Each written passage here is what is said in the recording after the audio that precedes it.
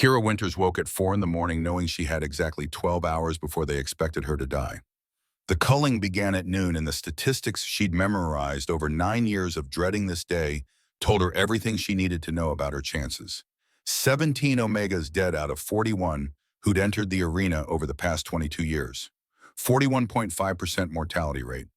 Her mother had been one of the 17, and today Kira would either join her in the ground or prove herself worthy of the pack's continued protection. She didn't bother trying to sleep. Her quarters in the Omega wing of Northridge Pack's main compound had become a command center of sorts over the past year, walls covered with notes and diagrams that would have horrified the Elder Council if they'd known what she was studying. Feral wolf behavior patterns, previous culling recordings that she'd watched frame by frame analyzing attack angles and successful evasion techniques, medical texts on anatomy and vulnerable points. Everything she could learn without access to actual combat training, which Omegas were politely but firmly denied. The room smelled like old paper and desperation. She'd pushed her narrow bed against the wall to make space for the heavy bags she'd fashioned from canvas and sand hung from a ceiling beam that probably wasn't meant to support the weight. Unauthorized modifications to pack property, but Elder Harrow had never cared enough about Omega quarters to inspect them.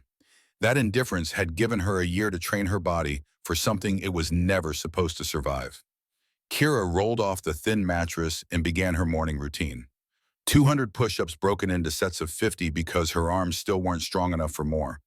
100 sit-ups, 50 burpees that left her gasping. She was small, even by Omega standards, 5'5" and 125 pounds, built for speed rather than the raw power needed to overcome a creature that would outweigh her by more than 150 pounds.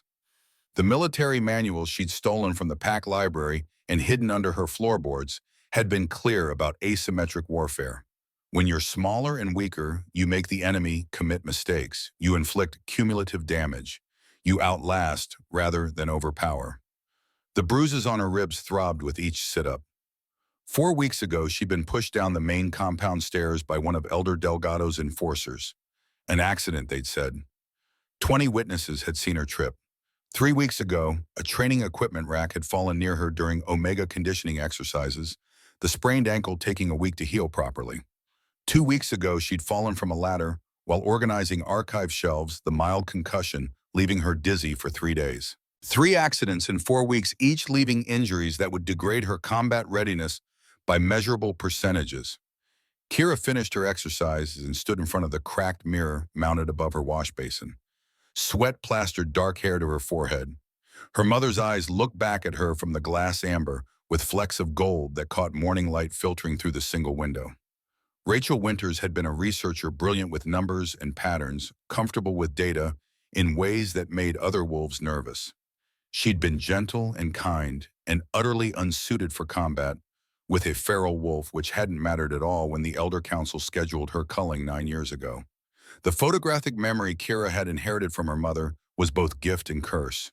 She could close her eyes and see every second of Rachel's death, the arena floor darkening with blood, the crowd's roar building to crescendo as wolf number 4 closed its jaws around her mother's throat. 9 minutes of courage and terror ending in a wet tearing sound that still woke Kira screaming some nights. The pack healer had pronounced Rachel dead within seconds of the final strike. Alpha Garrett had called her effort valiant but insufficient, and 10-year-old Kira had become an orphan with 9 years to prepare for the same fate. She washed quickly in cold water, rationing the soap that had to last until she either earned full pack membership or died trying. The pre-culling bath was supposed to be ceremonial, washing away fear scent that might give the feral wolf additional advantage. But Kira had been awake for 4 hours already, training hard enough to sweat despite the autumn chill, and ceremony mattered less than function. She needed her body at peak performance for what was coming. Dawn broke properly as she dressed in the simple tunic and pants all culling participants wore. Practical clothing that wouldn't restrict movement but offered zero protection. Her hands trembled slightly as she braided her hair back from her face with methodical precision, securing it so tightly her scalp ached. Nothing could obscure her vision during the fight. Nothing could give the wolf an easy grip. A knock at her door came at 6:30 earlier than expected. Kira opened it to find Marcus Blake, the pack healer, standing with a wooden tray that held a clay cup. Steam rose from whatever liquid it contained. Marcus was 58, graying at the temples with eyes that never quite met anyone's gaze directly. He'd been pack healer for 30 years, had tended Rachel Winters after she died in the arena, had signed the death certificate that declared her effort insufficient. His voice came out careful and neutral. Pre-culling calming herbs, traditional preparation to ease anxiety before the trial. Kira's analytical mind, the same one that had memorized attack patterns and studied anatomy texts, immediately flagged the inconsistency. She'd watched 11 previous culling recordings. None of the participants had mentioned receiving herbs beforehand. Her mother had never spoken of any such tradition during their final conversations. The elder Marta, who'd overseen dozens of cullings, had never mentioned calming preparations in her instructions yesterday. She kept her face blank and her voice polite. My mother never mentioned this tradition when she spoke about her own culling. Can you tell me what's in it? Marcus's jaw tightened almost imperceptibly. For just a moment, something that might have been relief or guilt flickered across his features before the neutral healer's mask reasserted itself. It's an old recipe: chamomile, valerian root, other calming agents. Some omegas find the anxiety overwhelming without assistance. The military manuals had covered chemical warfare. Sedatives impaired motor function, slowed reaction time, caused dizziness, and impaired judgment. Even mild doses could degrade combat performance by 20 to 30%. Kira had spent a year training her body to peak efficiency. She wasn't about to compromise that now tradition or no tradition. She met Marcus's eyes directly, forcing him to hold the gaze. I appreciate the offer, but I'll keep my mind sharp. Thank you for bringing it, though. Relief washed across the healer's face so clearly that it confirmed every suspicion that had been building in Kira's mind. He nodded once quickly and turned to leave without argument or insistence. If this had truly been sacred tradition, he would have pressed the issue. Instead, he practically fled down the corridor, taking his clay cup and its suspicious contents with him. Kira closed the door and leaned against it, heart hammering. Something was wrong, something beyond the obvious wrongness of forcing 19-year-old Omegas to fight feral wolves to prove they deserved to eat pack food and occupy pack shelter. The accidents over the past month took on new significance. The timing of those injuries. The healer showing up with herbs that weren't traditional at all. She moved to the loose floorboard near her bed and pried it up, retrieving the notebook she'd been compiling for the past 3 months. Her mother's final words, spoken the night before her culling, had been cryptic at the time. If anything happens to me, look for my research in the old server in the archive building. I found something, man, and bad people know I found it. 10-year-old Kira hadn't understood. 19-year-old Kira had spent months searching until she'd located her mother's hidden files, encrypted and buried in obsolete technology that the Elder Council apparently didn't know still functioned. Financial records, audit trails. Rachel Winters had been documenting systematic embezzlement money diverted from Omega support programs and elder care into accounts that shouldn't exist. She'd compiled evidence of corruption reaching back decades. 2 weeks after creating her encrypted backup, she'd been scheduled for her culling. 2 weeks after that, she'd been dead, her research forgotten, her warnings unheard. Kira flipped through her own notes, the patterns she'd been building for months now, crystallizing with sharp clarity. Of the 17 Omegas who died in cullings over the past 22 years, 13 had one thing in common. They'd questioned authority. They'd advocated for changes to pack structure. They'd been intelligent, outspoken, or in positions where they might have noticed irregularities. Her mother had been investigating corruption. Lena Tran, who died 6 years ago, had been vocal about Omega rights. Marcus Shaw, dead 8 years back, had advocated for Omegas serving on the Pack Council. The 4 who died without that pattern, Kira checked her notes. 3 had faced particularly aggressive wolves on short notice. 1 had experienced equipment failure during her culling and arena walls section collapsing at a critical moment. Accidents officially. But if you were already killing specific targets, what were a few more deaths to maintain the statistical camouflage? She was closing the notebook when rapid footsteps sounded in the corridor outside. Her door burst open without the courtesy of a knock. Lily Chen, a 16-year-old Omega with 2 years still before her own culling, stood panting in the doorway. Tears streaked her face. Her words tumbled out in a rush. Kira, I just heard Elder Harrow talking to the wolf handlers. They're giving you wolf number 2, the one that killed both previous Omegas it fought. They're supposed to use number 5 or 6 for first cullings, but Harrow said you've been training, so you need appropriate challenge. Kira number 2 killed them in under 4 minutes each. You have to tell someone. You have to. Kira crossed the small room and pulled Lily into a quick embrace, cutting off the panicked spiral.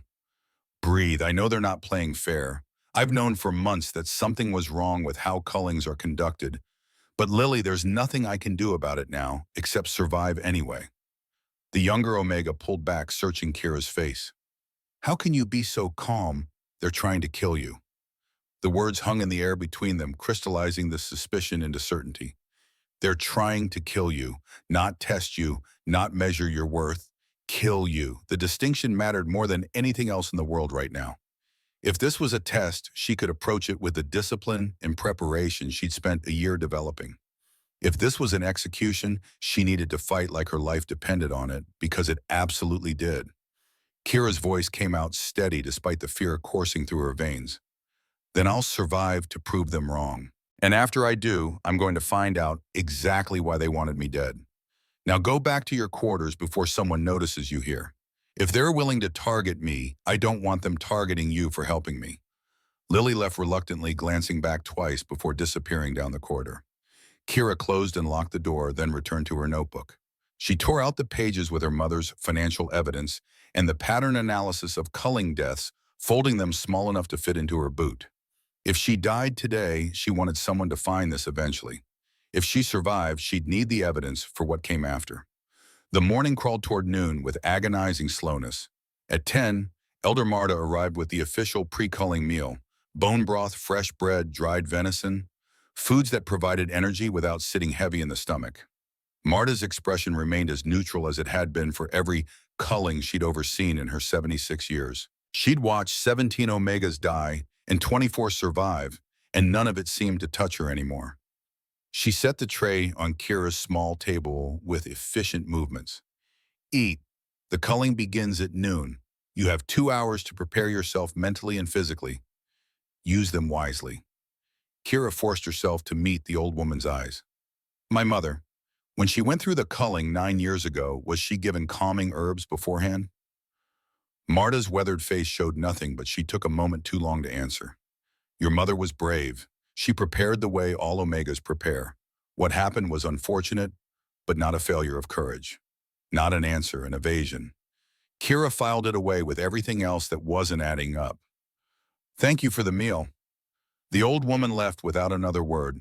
Kira ate mechanically, fueling her body because it needed fuel regardless of what her churning stomach wanted. The bread was indeed fresh, the broth rich, the meat properly preserved. Northridge Pack took care of its members, fed them well, provided comfortable shelter. All they asked in return was that Omegas prove themselves worthy of such generosity by fighting feral wolves to the death every generation. Perfectly reasonable, completely logical, absolutely barbaric. At 11:30, the beta attendants arrived to escort her to the arena. 2 females she recognized but didn't know well, both wearing the formal leathers designated for ceremonial pack functions. They waited in silence as Kira pulled on the soft boots that would give her traction without restricting ankle mobility. She tucked the folded evidence pages deeper into her boot, then followed them out of the Omega quarters for what might be the last time. The walk through Northridge's main compound should have taken 5 minutes. They stretched it to 15, the slow processional, giving pack members time to gather. Wolves emerged from residences and workshops, falling into step behind the procession or heading directly to the arena. Attendance at cullings was mandatory for all adults, optional for teens over 14. The entire pack would witness her prove her worth or die trying. The autumn sun hung bright and merciless in a cloudless sky as they emerged from the main building. The arena rose ahead, carved from natural rock formations by wolves long dead. 60 feet in diameter, the pit descended 15 feet below ground level, surrounded by stone bleachers that could hold 300 spectators. The stone was worn smooth by centuries of use, the dirt floor packed hard and stained dark by blood that could never be fully scrubbed away. This was where Omegas had been proving their worth for 200 years. This was where 17 had failed that proof. The stands were already half full and filling rapidly. Kira recognized faces in the crowd. What misses? Patterson, who'd taught her to read when she was 6. Daniel Foster, who'd shown her how to track deer through the forest. Sarah Kim, who'd been kind to her after her mother's death, all of them gathering to watch her fight for her life, to judge whether she fought well enough to deserve their continued regard. Alpha Garrett Shaw stood at the arena's edge, his presence commanding attention despite his 69 years. 3 decades of leadership had carved deep lines in his face, but his posture remained military straight, shoulders back, chin level. His eyes pale gray and sharp as winter ice tracked Kira's approach with the same neutral assessment he'd given to 40 previous culling participants. Beside him stood the 3 members of the Elder Council. Nathaniel Harrow at 74 still carried himself like the Army colonel he'd been 40 years ago, spine-rigid hands clasped behind his back, expression revealing nothing. Doctor. Judith Kane, 70 and severe in medical whites, watched with clinical detachment. Victor Delgado, 72, and Lena's Wire wore the expression of someone observing a necessary but distasteful task. The processional reached the arena's edge. Alpha Garrett raised one hand, and the crowd noise diminished to expectant silence. His voice carried across the gathering, amplified by the natural acoustics of the rock formation. Kira Winters, daughter of Rachel, you have reached your 19th year. By ancient law of Northridge Pack, you must now prove your worth through the culling. Face the feral wolf with courage. Survive, and you will be recognized as full pack member with all associated rights and privileges. Fall, and you will be honored for your attempt, but acknowledged as insufficient for our pack's needs. Do you understand and accept these terms? Kira had rehearsed multiple responses over the past year. Quiet acceptance, graceful submission, words that would make this easier for everyone watching. But standing here at the edge of the pit where her mother had died with evidence of corruption literally under her feet and the knowledge that she'd been deliberately sabotaged, sitting heavy in her chest, the polite responses died unspoken. Her voice rang out clear and sharp enough to carry to the highest bleachers. I understand, but I don't accept that worth must be proven through ritual combat. I don't accept that 19 years of being part of this pack counts for nothing until I risk my life for your entertainment. However, I have no choice, so I'll survive. Not to prove worth I already possess, but to live long enough to question why we still practice barbarism disguised as tradition. The silence that followed felt like physical pressure. Alpha Garrett's eyes widened fractionally. Shocked murmurs rippled through the crowd. Elder Harrow's jaw tightened the first crack in his military composure. Several younger wolves in the stands began clapping the sound building before older pack members shot them quelling looks. Garrett recovered his composure, though something that might have been respect or anger flickered across his features. Your acceptance is noted. Enter the culling grounds. The beta attendants led Kira down stone steps that descended into the pit. The arena floor felt solid beneath her boots, packed earth mixed with sand that would provide traction while absorbing blood. The walls rose 15 feet on all sides, smooth rock that offered no handholds for climbing. 4 gates were set into the walls at cardinal points. 3 for the wolves kept in holding pens below. 1 for participants who would leave through it alive or dead. The attendants removed her boots according to tradition. Fighting barefoot supposedly measured true natural ability. Kira let them take the boots without argument, the evidence pages now pressed against her bare sole, where she could feel them with every step. They retreated quickly once she was unshod, climbing back up the stairs and sealing the participant gate behind them. Kira stood alone in the center of the arena. Above her, 300 wolves watched and waited. The sun beat down warm on her shoulders. Her heart hammered against her ribs, but her breathing stayed controlled. 4 hours of sleep and then 9 hours of preparation had brought her to this moment. Every push-up, every hour studying wolf behavior patterns, every page of military tactical manuals had been building toward the next 15 minutes of her life. At the north gate, machinery groaned. The metal barrier began its slow rise, revealing darkness beyond. From that darkness came the sounds that would haunt her for the rest of her life, however long that might be. Snarling, growling, the scrape of claws on stone. The feral wolf that Northridge Pack kept specifically for cullings, that had killed 5 Omegas over the past 3 years, was being released to prove whether Kira Winters deserved to live. Wolf number 2 emerged into sunlight with the confidence of a creature that had done this before and won. Its size hit Kira like a physical blow, even though she'd studied its dimensions in recordings. 280 pounds of muscle and rage gray-black fur matted and scarred from previous fights. This thing had been a shifter, once had possessed human intelligence and emotion and identity. Disease or trauma or magical corruption had broken something fundamental, leaving only animal instinct and hunger. The amber eyes that fixed on Kira held no recognition of anything except prey. The crowd's roar built as the wolf advanced into the arena, cheering, shouting the primal excitement of watching predator meet prey. Kira blocked out the noise and focused every ounce of concentration on the creature stalking toward her. Its gait favored the left slightly old injury or simple preference. The right ear had been torn in some previous fight, the damage affecting how it turned its head. 5 years of being starved and caged and used for these cullings had made it mean in ways that transcended normal wolf aggression. The tactical manuals had been clear. Don't be where the enemy expects you to be. Make them commit to attacks that expose vulnerabilities. Use their momentum against them. Kira shifted her weight to the balls of her feet, ready to move in any direction, trying to remember every frame of footage she'd studied. Wolf number 2 charged. The speed was terrifying, 0 to full sprint in 3 strides, closing 30 feet in seconds. Kira dove right, tucking into a roll that brought her up in a crouch 5 feet from where she'd stood.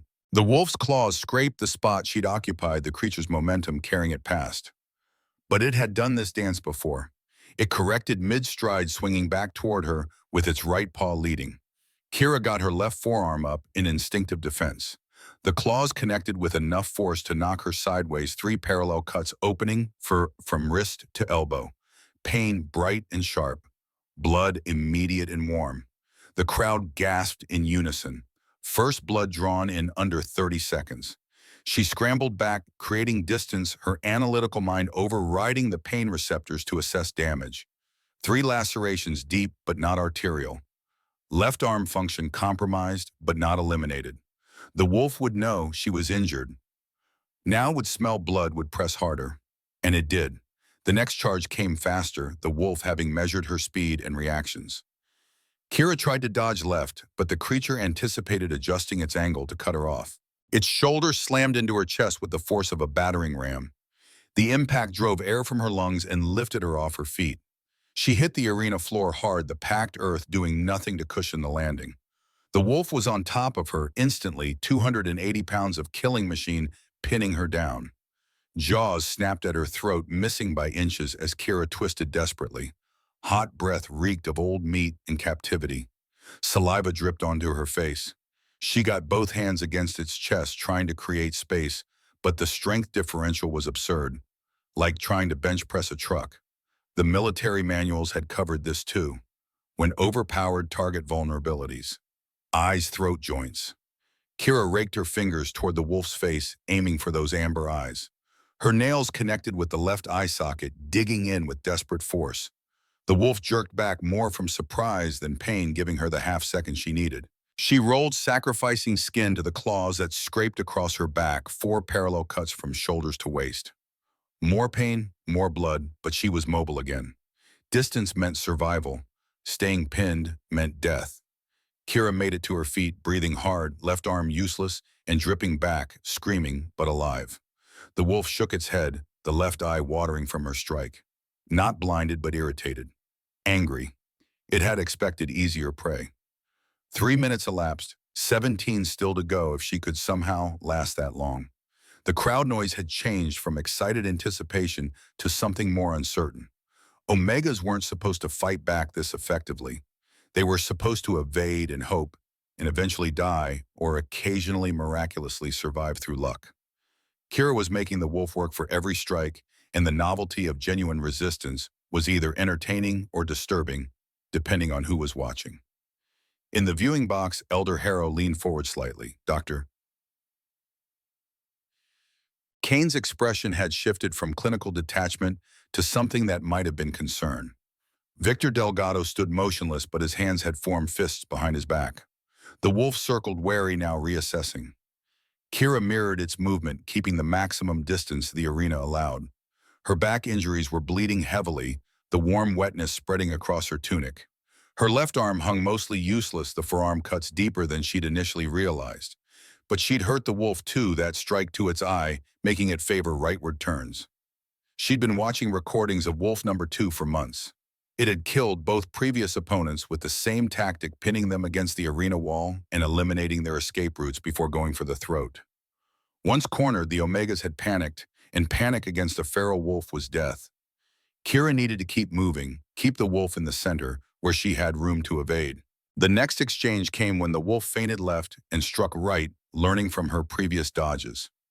Its jaws closed on her right thigh instead of her throat teeth sinking through muscle. Kira screamed despite every intention to stay silent. The pain overwhelmed tactical thinking for critical seconds. The wolf shook its head, worrying the bite, trying to tear muscle from bone. She couldn't reach its eyes from this angle, couldn't escape its grip. The manuals had covered this too, though not in terms of fighting wolves. Vulnerable points exist even in the strongest predators. Kira balled her right fist and brought it down with every ounce of strength she possessed onto the bridge of the wolf's muzzle, right between the eyes where nerve clusters concentrated. Once, twice, 3 times, knuckles splitting on bone and teeth. The wolf released her thigh, backing away and snorting blood from its nose. The damage was minimal, but the pain was real. It had learned something crucial in that moment. This prey fought back hard enough to hurt. Kira collapsed to one knee, her right leg barely supporting weight. Blood poured from the thigh wound more than from the arm or back combined. The meat of her quadricep had been shredded. She could feel consciousness starting to gray at the edges, blood loss and shock ganging up on her nervous system. 7 minutes elapsed, halfway to her mother's survival time, and she was running out of options. The tactical situation was degrading rapidly. Left arm mostly useless, right leg severely compromised. Blood loss significant and accelerating. The wolf had wounds too, its nose bleeding from her strikes and its left eye watering, but nothing that would stop a 280-pound predator from finishing what it started. The crowd had gone quieter, the initial excitement fading into something more somber. Several wolves in the stands looked actively uncomfortable. This wasn't entertainment anymore. This was watching someone die slowly while the pack bore witness to the necessity of tradition. Lily Chen was crying in the front row, held back by 2 older females preventing her from leaping into the arena. Marcus Blake, the healer, who tried to give Kira sedatives that morning, stood frozen with one hand pressed to his chest. Even Alpha Garrett's expression had shifted from neutral assessment to something that might have been regret. Only the Elder Council remained impassive. Harrow watched with the same expression he'd probably worn while commanding soldiers in combat 50 years ago. Kane took notes on a small pad documenting the culling for medical records. Delgado's lips moved slightly, counting or praying or simply waiting for the inevitable conclusion. The wolf came again, sensing its prey weakening. Kira tried to dodge, but her leg buckled. She went down hard, barely rolling aside as jaws snapped where her neck had been. The creature landed on top of her, pinning her with its weight. This time, when she reached for its eyes, it was ready, jerking its head back and then striking forward to close its jaws around her left shoulder. The pain transcended anything she'd experienced so far. Teeth designed to tear through hide and muscle did exactly that, sinking deep, finding bone. The wolf shook its head, violently trying to separate her shoulder from her body. Kira's scream tore from her throat, raw and animal, the sound of someone who knew they were dying. 8 minutes. 1 minute longer than her mother had lasted.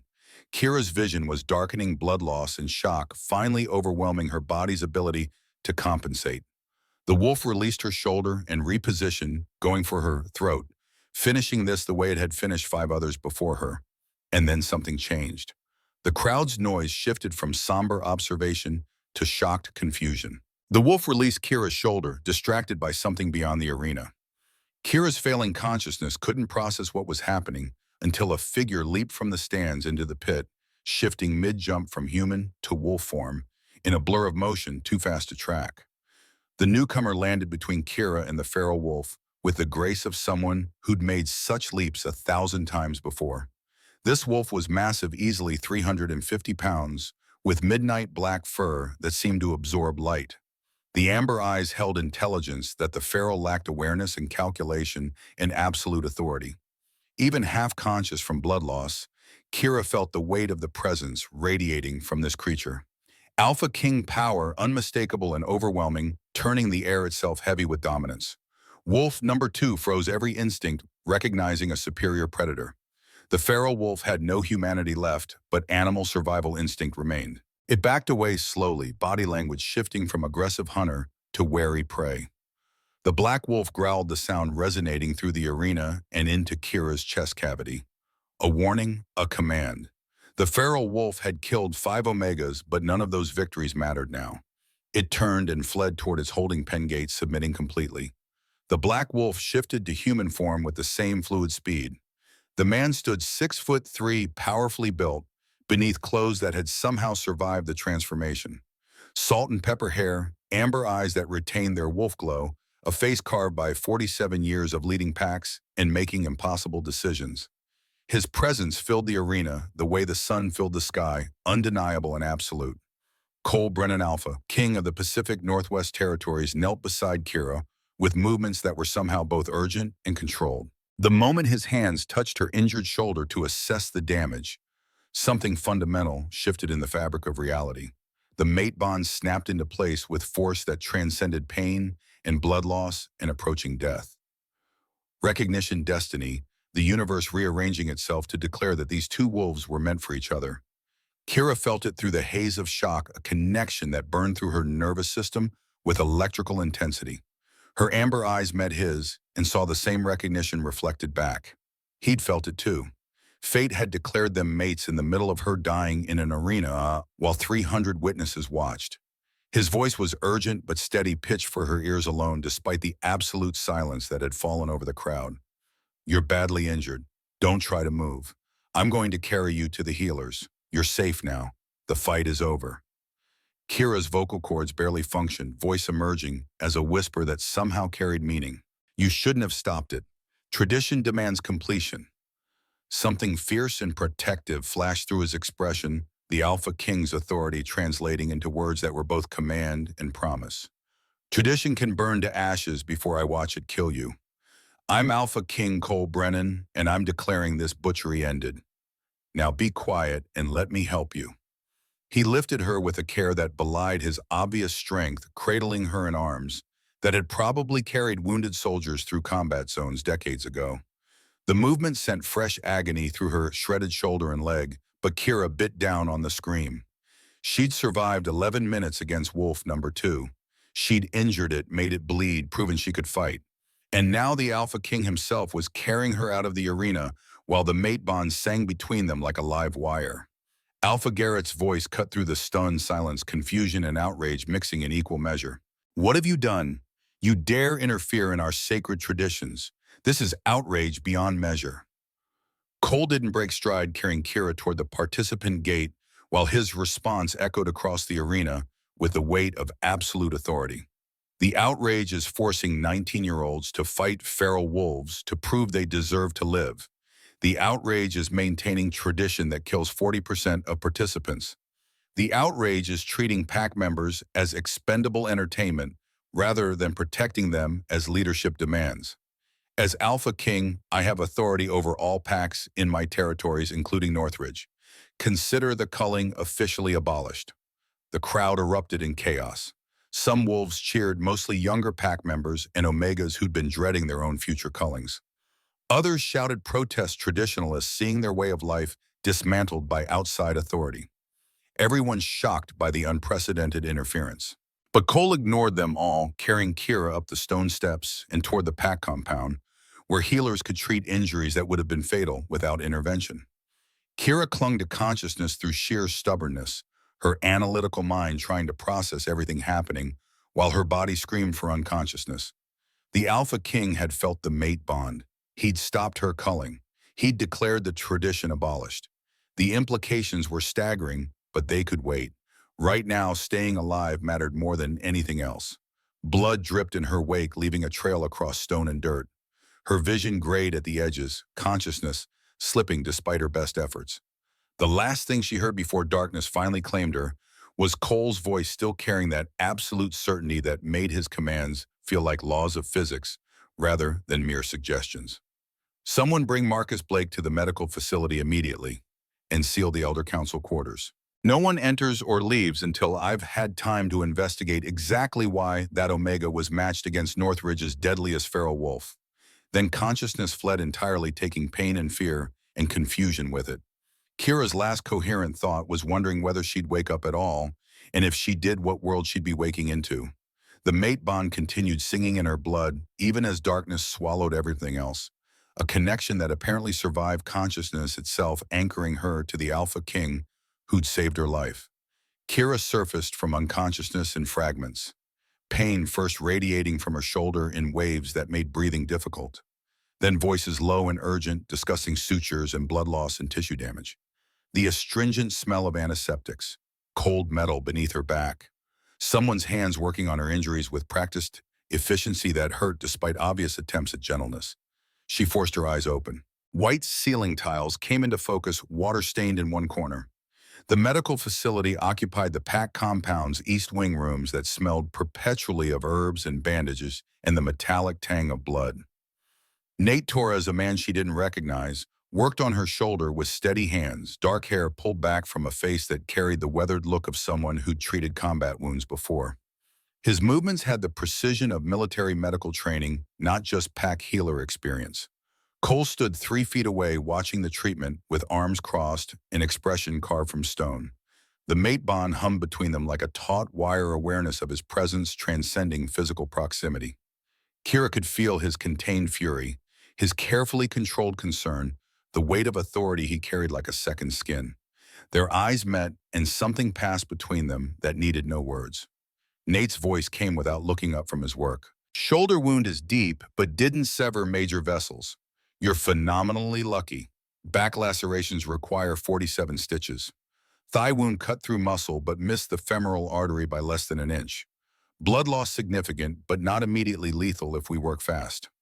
The healer's hands moved with competence that suggested he'd done this before many times, probably in places where survival wasn't guaranteed. The needle pulling through torn flesh sent fresh agony through Kira's nervous system, but she bit down on the sound, trying to escape. She'd screamed enough in the arena. Cole moved closer, his presence somehow making the pain more bearable. Marcus Blake should be here momentarily. I have questions about standard culling procedures. Kira's vocal cords produced sound despite the medication fogging her thoughts. He tried to give me sedatives this morning, called them traditional calming herbs. There's no such tradition. The temperature in the room seemed to drop several degrees. Cole's amber eyes went flat and cold in a way that probably made territorial rivals reconsider their life choices. Describe exactly what happened. She forced her thoughts into coherent order, the same analytical precision that had carried her through 11 minutes of combat now applied to recounting the morning's events. Marcus arriving early, the clay cup of steaming liquid, his careful neutrality that cracked into relief when she'd refused, the way he'd fled rather than insisting on tradition he'd claimed was sacred. Nate paused his stitching, looking up sharply. Sedatives before combat would impair motor function by 20 to 30%. Reflexes, coordination, judgment, all degraded. Cole's jaw tightened, muscle jumping beneath skin. How many omegas has Marcus given these traditional herbs to over the years? The question hung in antiseptic air like an indictment. Kira's mind supplied the answer before anyone spoke it aloud. Pattern recognition connecting data points with mathematical certainty. 13 of 17 deaths in 22 years. 13 omegas who'd questioned authority or shown too much independence. Her mother who'd been investigating financial corruption. All of them potentially drugged before facing creatures designed to kill. Footsteps in the corridor announced Marcus Blake's arrival before he appeared in the doorway. The pack healer looked 10 years older than he had that morning, shoulders bowed beneath invisible weight. His eyes found Kira on the examination table, tracked across her injuries, and something in his expression crumbled completely. Cole's voice carried the weight of absolute authority combined with carefully leashed violence. Marcus Blake, did you attempt to administer sedatives to Kira Winters before her culling this morning? The healer's mouth opened and closed twice before words emerged. Elder Harrow ordered it, said it was tradition, that it helped omegas cope with anxiety. How many times have you administered these sedatives over your tenure as pack healer? Silence stretched for 5 seconds that felt like minutes. Marcus's hands trembled at his sides. When he finally spoke, his voice carried the hollow quality of someone confessing to crimes that had been eating him alive for decades. 13 omegas, over 22 years. Elder Harrow would provide a list before each culling season. said these particular omegas needed extra help managing fear. I gave them diazepam 15 to 20 milligrams 1 to 2 hours before their cullings.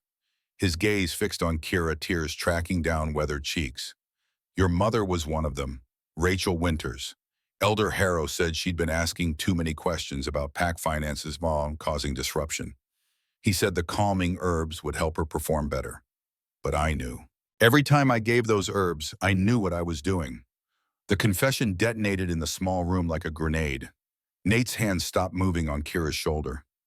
Cole's expression went from cold to absolutely glacial, and Kira felt something fundamental shift inside her chest, grief and rage mixing into compound that burned through shock and pain medication. Her voice emerged stronger than it had any right to be. You murdered my mother. You drugged her, ensured she couldn't fight properly, and then watched her die in that arena. For 22 years, you've been killing Omegas on Elder Harrow's orders. Marcus made no attempt at defense or justification. Yes, and he threatened my family when I tried to refuse. Said my daughter would lose her scholarship, my mate would lose her medical license. I chose their safety over 13 lives. I was a coward who valued comfort over conscience. He looked directly at Cole. I kept records. Documentation of every administration, every order from Harrow, every dosage. I knew someday I'd need proof. It's hidden in my quarters beneath the floorboards near the southern wall. I'll show you exactly where. Cole's hand moved to his pocket, producing a phone that looked military-grade. His thumb moved across the screen with practiced efficiency. Mac, Luke, Sarah, Nate's location now. We have a situation. He looked at Marcus with something that might have been pity or disgust or both. You'll provide that documentation immediately.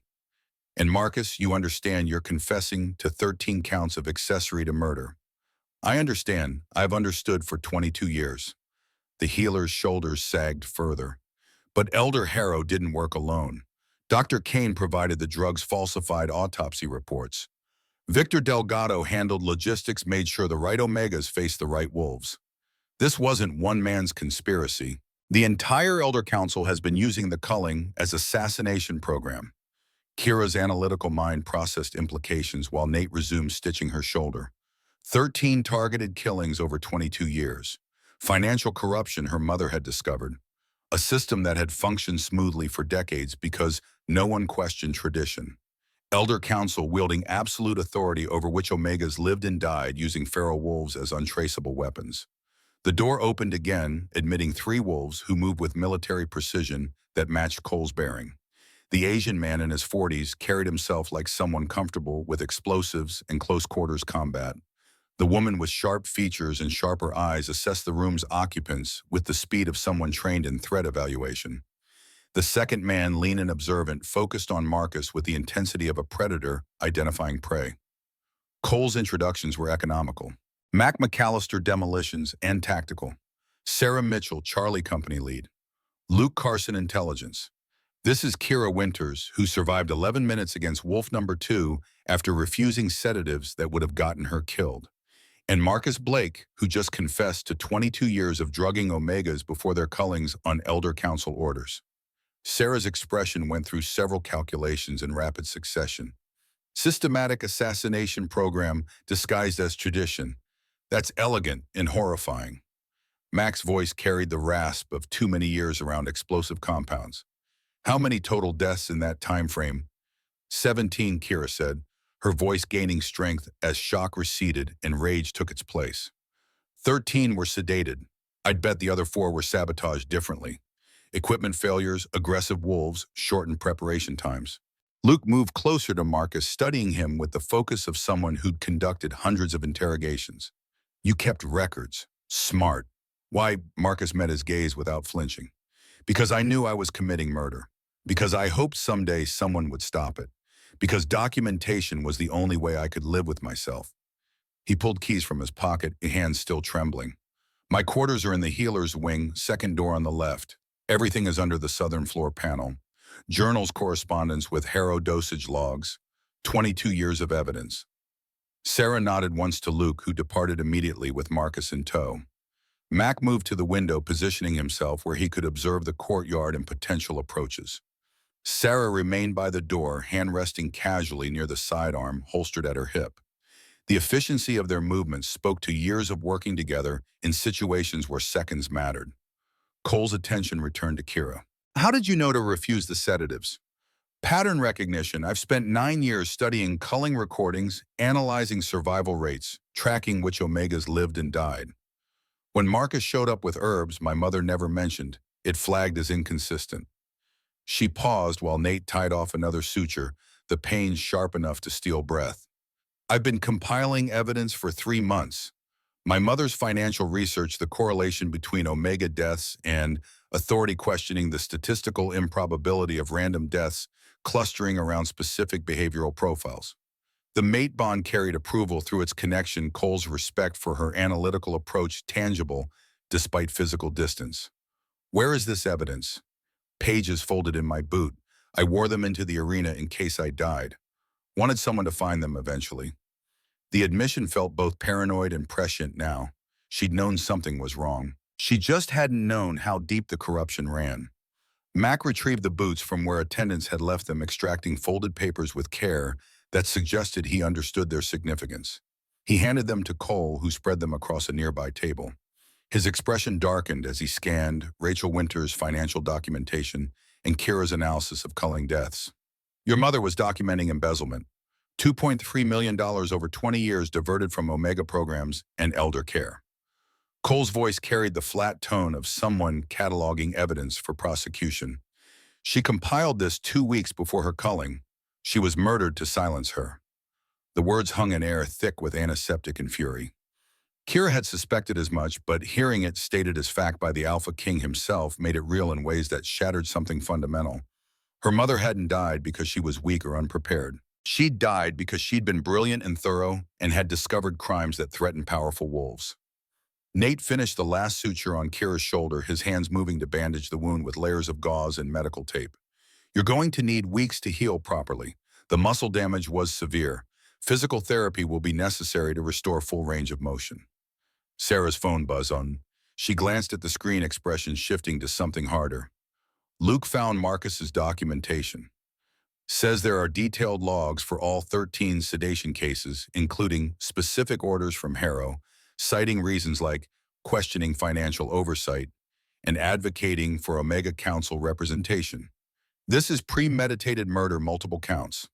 Cole moved with sudden decisiveness, the AlphaKing authority manifesting as immediate action.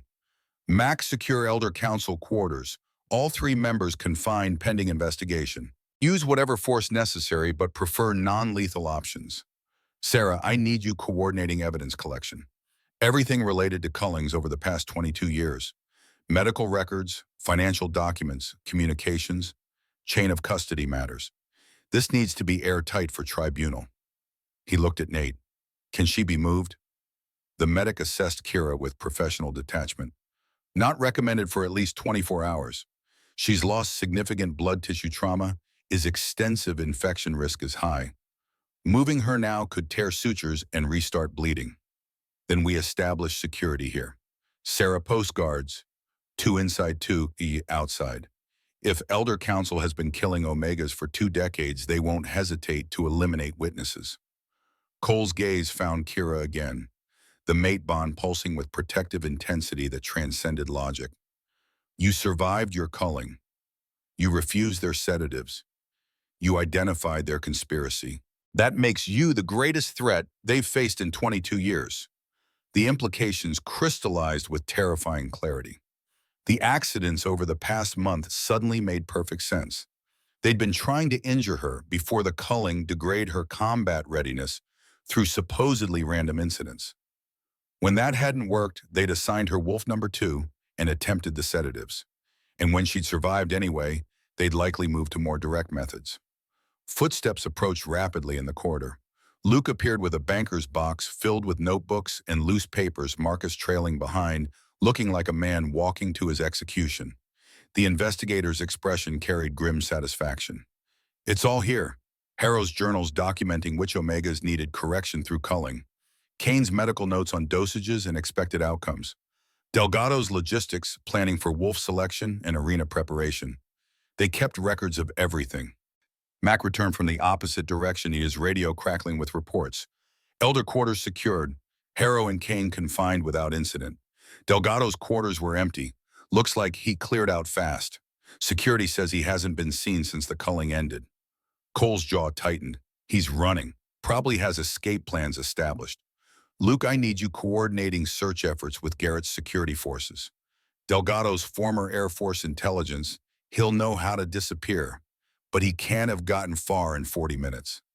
Sarah positioned herself near the medical facility door, her stance suggesting she'd been in similar situations before. Sir, we should assume Delgado has loyalists among PAC security. If he's been elder for decades, he's had time to build a network. The search could be compromised. Then we use our people for critical positions. Cole's phone was in his hand again, messages flowing with practiced efficiency. I'm calling in Charlie Company. 20 veteran wolves arriving within 6 hours. They'll handle security for witnesses and evidence while we build the case. Kira's exhaustion pulled at consciousness like weights attached to her thoughts, but she forced herself to focus through the pain medication. The other 4 Omega deaths, the ones who weren't sedated, we need to investigate those too. Luke nodded, already making notes. I'll pull records on equipment failures and arena malfunctions during those cullings. If they were sabotaging when they couldn't drug, there'll be evidence. The medical facility became command center over the following hour. Cole worked his phone and laptop with the efficiency of someone who'd coordinated complex operations across multiple territories. Sarah established guard rotations, positioning Charlie Company members as they arrived in waves. Mac began compiling evidence into categorized files that would survive legal scrutiny. Luke disappeared into archives, with Marcus extracting decades of documentation. Kira drifted in and out of awareness, pain medication, and exhaustion, taking turns dragging her under. Each time she surfaced, Cole was present, his attention splitting between coordinating the investigation and monitoring her condition. The mate bond made his concern tangible, emotional resonance that bypassed logic and went straight to instinct. They hadn't discussed what the bond meant. There'd been no time for that conversation amid conspiracy and evidence and hunting for a fugitive elder. Darkness had fallen outside when Sarah returned with news that tightened everyone's expressions. Delgado's gone to ground. We've searched the obvious locations, contacted other PACs in the region. Nothing. Luke's analyzing his network of contacts, trying to predict where he'd run. Max set down the files he'd been organizing. Former intelligence officer with decades of PAC security experience. He knows our protocols, knows how we search, probably has contingencies we haven't considered. Cole stood motionless for 3 seconds, the stillness of a predator calculating options. He'll surface eventually. Right now, evidence matters more than apprehension. What do we have that's tribunal ready? Sarah consulted her tablet, scrolling through compiled documentation. Marcus's journals document 13 sedation cases with dates, dosages, and elder council orders. Medical records show diazepam and postmortem blood work for 11 of those cases. Financial records demonstrate $2.3 million in embezzlement over 20 years. Harrow's personal journal explicitly targets specific omegas for correction. That's physical evidence, testimony, and documented conspiracy. It's overwhelming. Luke entered with additional folders, his expression carrying satisfaction mixed with disgust. The 4 non-sedation deaths were definitely sabotage. Maria Santos died when her arena gate malfunctioned, releasing the wolf during her briefing. James Reeves was killed after an arena wall section collapsed mid-fight. Both incidents had maintenance logs falsified by Victor Delgado. The other 2 faced wolves that had been starved for extended periods, far beyond standard protocol. All 4 died within minutes. 17 murders over 22 years. Cole's voice carried the weight of someone cataloging crimes that demanded justice. Systematic assassination program using sacred tradition as cover. Embezzlement funding personal enrichment. This is going to destroy Northridge's Elder Council completely. Kira's voice emerged rough from disuse and medication. Garrett, Alpha Garrett, presided over every one of those cullings. Did he know? The question hung heavy with implications. If the Alpha had sanctioned the murders, the corruption extended to Northridge's highest authority. If he'd been manipulated, he was complicit through negligence. Either way, his leadership was compromised beyond repair. Luke's assessment came measured and careful. I've been analyzing his involvement. Communications between Harrow and Garrett show the Elder Council feeding him justifications for wolf selections and scheduling decisions. This Omega needs stronger tests to prove worth. Elevated challenge appropriate for demonstrated training. Garrett accepted those recommendations because he trusted Harrow completely. They've worked together for 3 decades. So he was a tool, not a co-conspirator. Sarah's military background made her comfortable with harsh assessments. That doesn't absolve responsibility. 15 Omegas died while he was Alpha. He signed off on every culling, every wolf selection, every timeline. Ignorance isn't innocence. Cole moved to the window looking out at darkness broken by compound lights. I'll need to confront him tomorrow. This investigation supersedes pack hierarchy, but political reality matters. Garrett has supporters who'll see AlphaKing intervention as tyranny regardless of evidence. We need him cooperating, not resisting. The door opened again, admitting a wolf Kira didn't recognize. The woman carried herself with the controlled violence of someone comfortable in combat situations, her tactical gears suggesting she was part of the Charlie Company contingent. She nodded to Sarah. Perimeter secure, Captain. Guards posted at all witness locations. No movement from Harrow or Kane. Delgado's still missing, but we've got surveillance on known associates. Sarah returned the nod. Maintain rotation. 6-hour shifts, no one works alone. If Delgado surfaces, detain, but don't engage lethal unless he forces it. The professional efficiency of Cole's team impressed itself on Kira's consciousness even through exhaustion. These wolves moved like a unit that had worked together through situations where mistakes cost lives. Mac's demolitions expertise, Sarah's tactical leadership, Luke's investigative precision, Nate's medical competence. This was what 25 years of AlphaKing authority looked like when deployed with purpose. Nate approached the examination table, checking vital signs with practiced hands. Blood pressure stabilizing, temperature normal. Wound sites show no signs of infection yet. You're responding well to treatment, but you need rest. Real rest, not whatever you've been doing for the past hour. Kira wanted to argue, wanted to stay conscious and aware of everything developing around her, but exhaustion pulled with gravitational force that couldn't be denied. Her eyes drifted closed despite intention, consciousness fading into gray static. The last thing she felt before sleep claimed her was Cole's hand briefly touching her uninjured shoulder, the mate bond flaring with protective intensity that needed no words. Tomorrow would bring confrontations and evidence compilation and political maneuvering. Tonight she'd survive something that should have killed her, and that would have to be enough. Dreams came fragmented and strange. Her mother's face not as it had looked dying in the arena, but as it had been when Kira was young. Amber eyes warm with affection, hands gentle as they'd treated minor injuries. Rachel Winters explaining financial spreadsheets with the patience of someone who loved teaching. The memory shifted, darkened. Marcus offering a clay cup. Elder Harrow's cold expression. Wolf number 2's jaws closing on her shoulder. Cole's voice cutting through pain and terror, declaring tradition dead. She woke to gray dawn light filtering through medical facility windows. The pain had settled into persistent ache rather than acute agony, medication and shifter healing working in concert. Her shoulder throbbed with each heartbeat. Her back felt like someone had taken a rake to it. Her thigh muscle complained about any movement. But she was alive and conscious and capable of thought. Cole sat in a chair near her bed, laptop balanced on his knees, fingers moving across keys with 2-finger efficiency.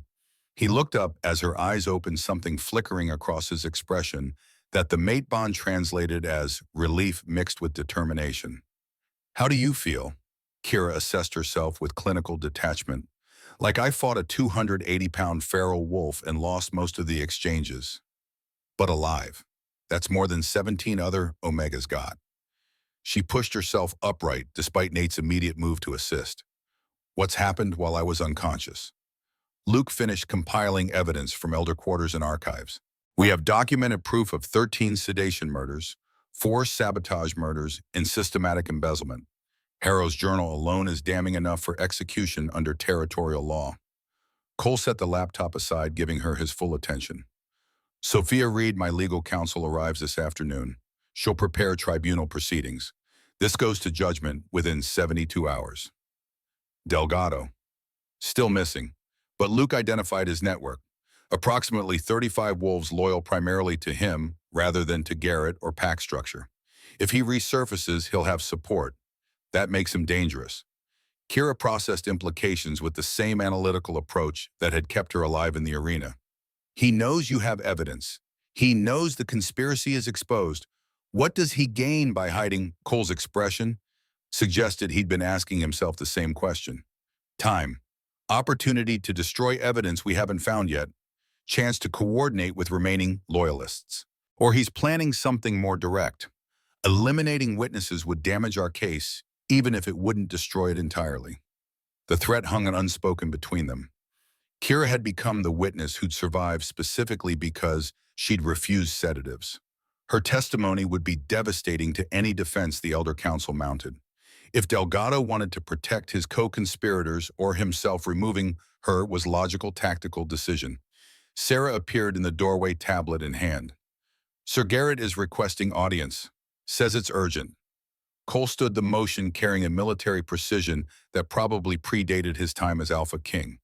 Tell him I'll meet him in the compound's main conference room in 30 minutes. He looked at Kira. Can you walk? Nate interjected before she could answer. She shouldn't be mobile for another 24 hours minimum.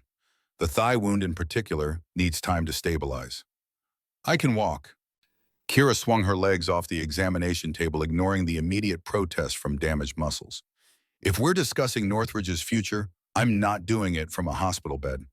The walk to the conference room took 10 minutes that should have required 3. Kira refused assistance despite Mac and Sarah flanking her like tactical escorts. Each step sent fresh pain through her thigh, but she'd survived 11 minutes against Wolf number 2. She could handle a hallway. Garrett waited in the conference room with the posture of someone who'd been standing at attention for the full 30 minutes. 3 decades of Alpha authority couldn't entirely mask the uncertainty in his expression.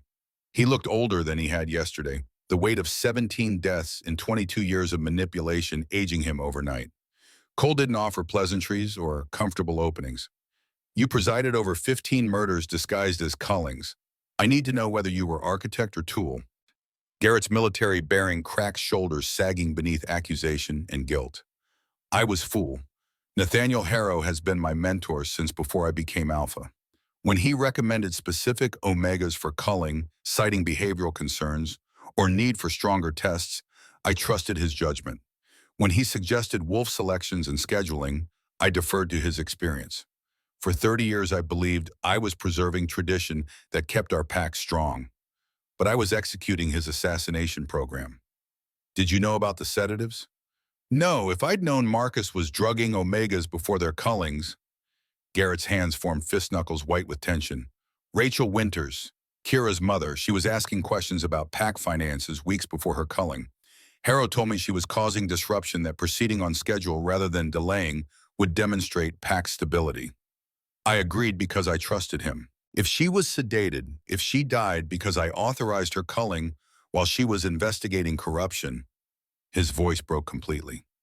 Kira found herself speaking despite the pain medication fogging her thoughts. You signed off on my mother's murder.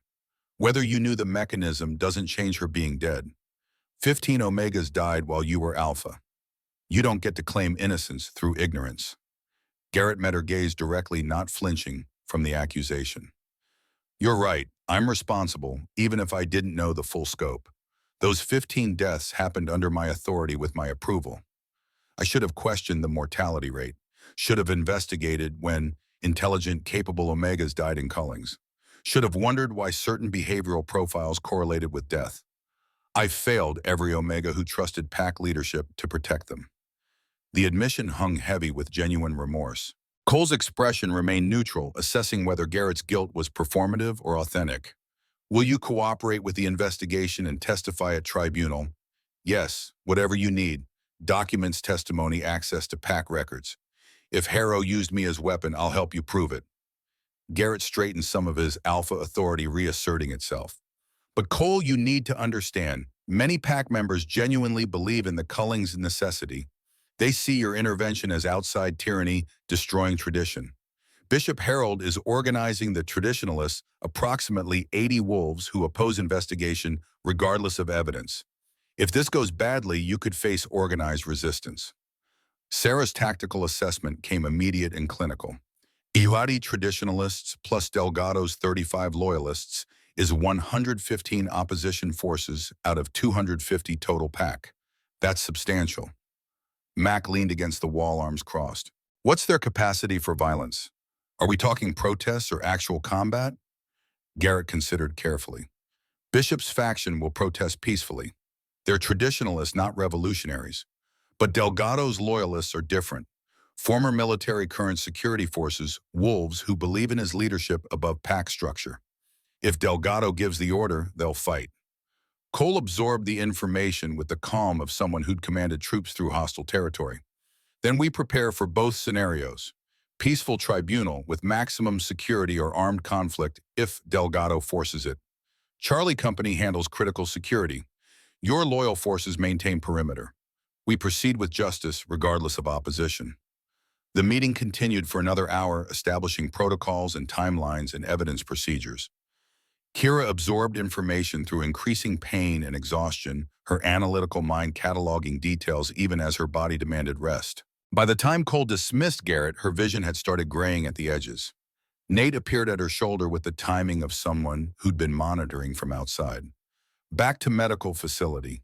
Now, you've been vertical for 90 minutes on injuries that should have you bedridden for days. She didn't argue this time. The walk back took longer than the walk there, Mac eventually offering his arm for support that she reluctantly accepted. Her thigh wound had reopened slightly, blood seeping through bandages. The shoulder throbbed with each heartbeat, but she'd been present for strategic planning, had contributed. Her perspective had demonstrated she was more than victim, waiting for rescue. The afternoon blurred into evening as medication and exhaustion took turns dragging her under. She surfaced occasionally to find Cole's still present laptop or tablet in hand, coordinating investigation efforts while maintaining proximity. The mate bond made his presence comforting in ways that transcended logic. They'd known each other less than 24 hours, but destiny apparently didn't care about reasonable timelines. Darkness had fallen completely when shouting erupted in the corridor outside. Sarah's voice cut through the noise with command authority. "Stand down. Drop the weapon now." Mac was through the medical facility door before Kira could fully process what was happening, his movements carrying the efficiency of someone comfortable with violence. Cole moved to position himself between Kira and the entrance hand, going to the sidearm holstered at his hip. More shouting, the sound of bodies hitting walls. Sarah's voice again, harder this time. "I said drop it." A single gunshot cracked through the night, deafeningly loud in the confined space. Kira's heart hammered against her ribs. The tactical situation had just escalated from investigation to active combat. Someone had tried to breach the medical facility. Someone had been willing to shoot their way past Charlie Company's security. Mac returned 60 seconds later, his expression carved from stone. Delgado's enforcer came through the service entrance with a pistol and silencer. Sarah's team intercepted before he reached your door. He's alive but wounded in custody. Cole's voice dropped to the flat tone that probably preceded violence in his military days. Was he alone? No, two others provided distraction at the main entrance while he attempted breach here. Both in custody. None of them are talking yet, but Luke will get them to. Mac's attention shifted to Kira. He was coming for you specifically. Had a syringe in his pocket and along with the gun. Luke thinks it's the same sedative Marcus used, probably planning to make it look like you died from complications. The reality settled over the room like winter frost. Less than 36 hours after her culling Elder Council's network had attempted to murder her, they'd sent 3 wolves with weapons and sedatives to eliminate the witness who threatened everything they'd built over 22 years. If Sarah's security hadn't been positioned perfectly, if Mac hadn't been on immediate response, Kira would be dead, and the conspiracy would continue. Cole's phone was already in his hand, messages flowing to contacts across the territory. Charlie Company goes to full combat alert. Luke, I want those 3 in interrogation within the hour. Mac, secure Harrow and Kane with maximum security. If Delgado's network is moving this fast, they might try a prison break. He looked at Sarah. Double the guard rotation on all witnesses. No one enters medical facility without 3 forms of ID verification. The compound transformed into armed camp over the following hour. Charlie Company deployed with a military precision, establishing overlapping fields of fire and fortified positions. Luke disappeared with the 3 captured attackers, his interrogation methods refined through years of extracting information from uncooperative subjects. Mac coordinated with Garrett's loyal security forces, positioning them to supplement Charlie Company's perimeter. Kira watched the mobilization from her medical bed, feeling simultaneously protected and trapped. The assassination attempt had confirmed what her analytical mind had already calculated. She wasn't just a witness. She was the witness the Omega who'd survived specifically because she'd identified and refused their methods. Her testimony would destroy any defense the Elder Council attempted. That made her elimination worth significant risk. Nate checked her wounds with hands that remained steady despite the crisis unfolding around them. Thigh wound reopened during your walk to the conference room. You're staying in this bed until tribunal, no arguments. I don't care if AlphaKing himself orders otherwise. Cole moved to the window, scanning the compound with eyes that probably saw tactical vulnerabilities invisible to civilian perspectives. How long until she can be moved safely? Define safely. She won't die from transport if we're careful. But moving her increases infection risk and could tear sutures. Medical recommendation is 72 hours minimum bed rest. Tribunal is in 72 hours. Cole turned from the window expression, carrying calculations that balanced multiple competing priorities. Can she testify from here if necessary? Video conference audio link, something that keeps her secure while allowing her voice in proceedings. Nate considered the medical equipment surrounding them. Possible but not ideal. Jury impact matters in tribunal settings. Seeing her injuries in person is more compelling than remote testimony. Kira's voice cut through the discussion with clarity that surprised her given the medication. I'll testify in person. They tried to kill me twice now. 3 times if you count the culling itself. I'm not hiding from them while others take risks on my behalf. The mate bond carried Cole's protest before his words did, protective instinct that transcended logic. But he studied her expression and apparently saw something that made arguing pointless. Then security during tribunal becomes critical priority. Sarah's already planning for threats, but we need to assume Delgado will attempt something during proceedings. Luke returned 90 minutes later with information that tightened everyone's expressions.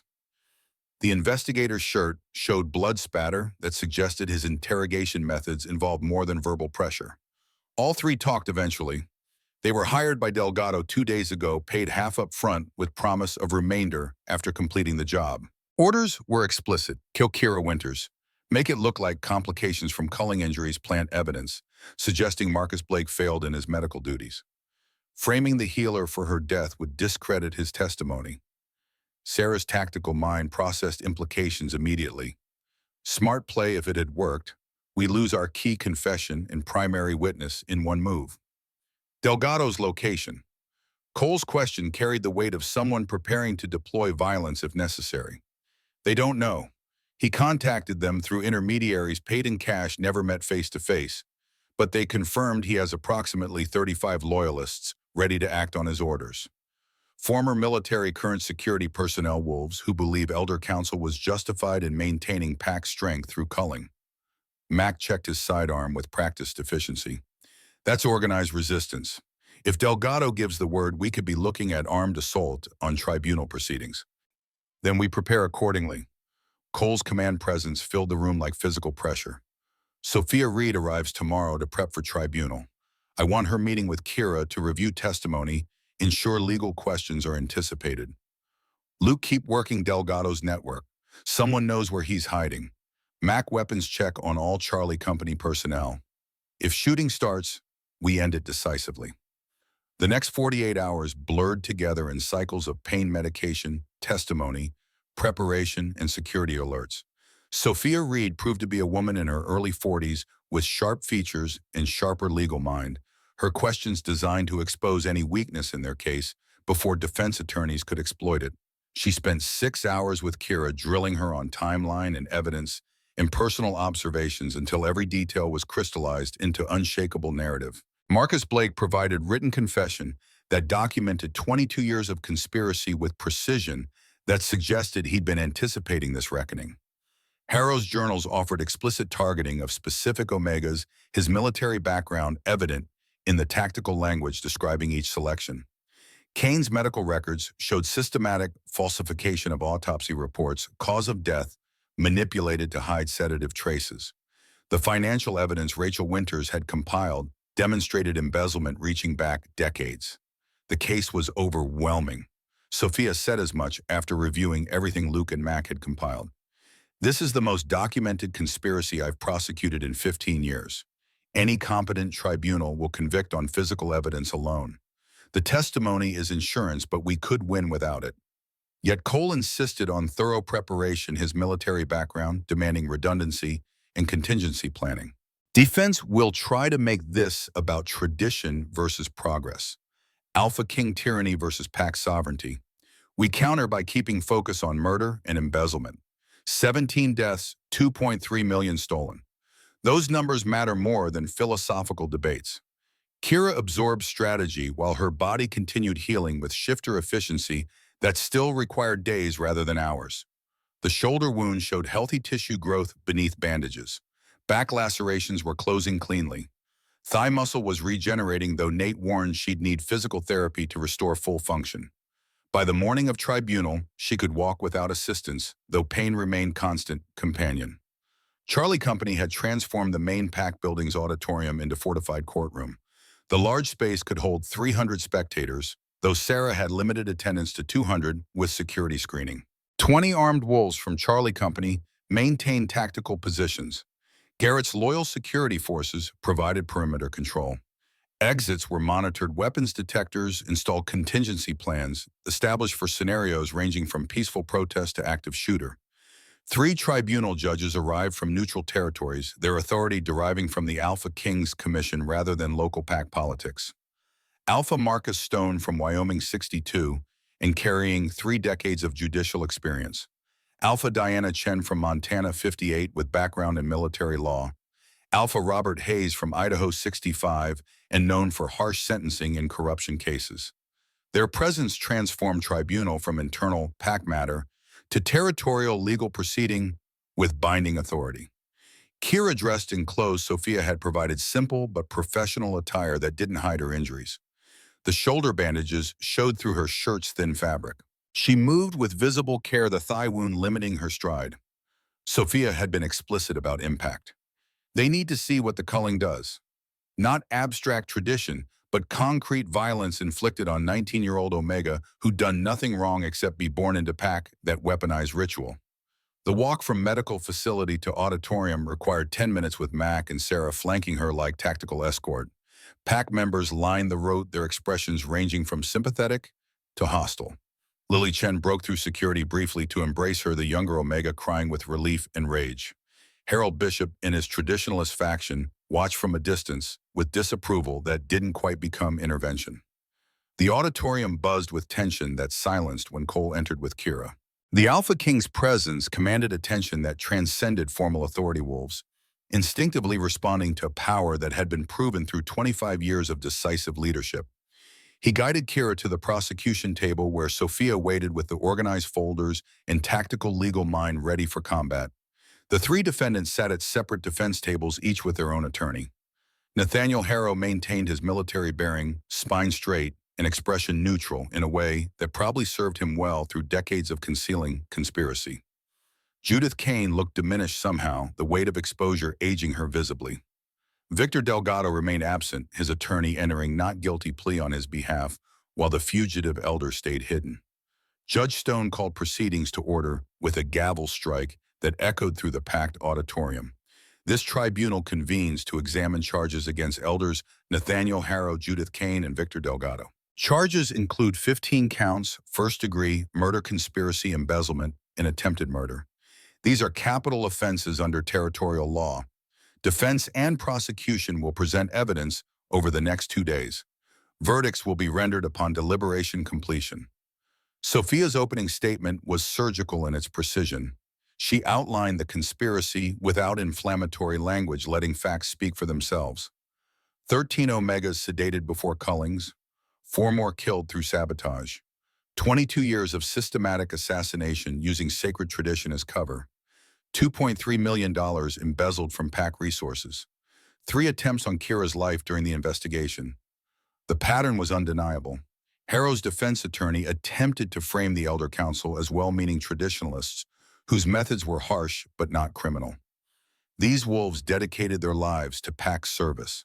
If their interpretation of the culling's requirements was stricter than modern sensibilities prefer that reflects commitment to tradition rather than malicious intent. Sophia's response demolished that framework within 3 sentences. Drugging someone to ensure they die in combat isn't strict interpretation. It's premeditated murder. We have Elder Harrow's journal explicitly targeting specific omegas for elimination. That's not tradition. That's serial killing. The first day proceeded through evidence presentation. Luke testified about financial records and embezzlement patterns. Mac detailed the sabotage that had killed 4 omegas through equipment failures and arena manipulation. Nate presented exhumation results showing diazepam in 11 bodies, medical proof of sedation that should never have occurred. Then Marcus Blake took the stand, and the temperature in the auditorium shifted towards something colder. The healer's confession was delivered in flat tone devoid of self-pity or justification. He'd administered sedatives to 13 omegas over 22 years on elder council orders. He'd documented each instance because he'd known he was committing murder. He'd been coerced through threats against his family, but accepted that coercion didn't absolve guilt. Harrow's attorney attempted to discredit Marcus as unreliable witness with motive to lie. You've been granted immunity in exchange for testimony. You'd say anything to avoid prosecution. Marcus met the attorney's gaze without flinching. I kept detailed records because I knew someday I'd need proof. Dates, dosages, specific orders from Elder Harrow citing reasons like questioning financial oversight and demonstrating concerning independence. Those records exist independent of my testimony. I'm not lying to save myself.